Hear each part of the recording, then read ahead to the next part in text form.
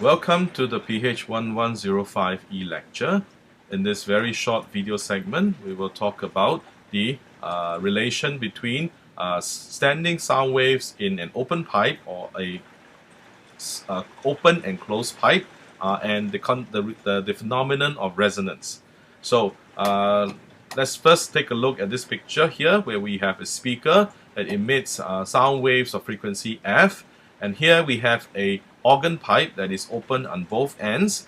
So because of the sound wave that is generated by the speaker, the air inside the pipe will start to oscillate at the same frequency. So this is very similar to the concept of force oscillation that we have discussed earlier in the course.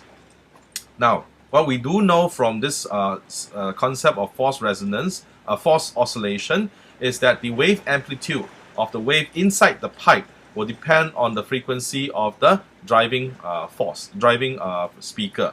So if the frequency is close to one of the normal mode frequencies of the pipe, then you would have very large amplitudes. If not, then it will be very small.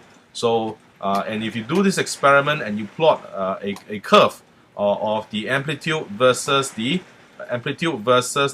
driving frequency, you will very likely end up with a curve graph that looks like this, where you start from zero, almost close to zero amplitude, and then you will see the first peak at the fundamental frequency, and then once you pass the fundamental frequency, it will go down to close to zero, and then you come back up again to peak at the 2 times the fundamental frequency, which is when you have the second harmonic, and then you will go back down again as you pass this frequency, and go back up at 3F and 4F and 5F and so on and so forth. Now clearly the amplitude that you can produce when you have resonance, that is when the driver frequency is equal to the frequency of one of the normal modes, is not the same. The reason for that is probably too much for you to appreciate right now, and that is because we can also think of this kind of system like an electrical circuit where there is resistance, or rather impedance.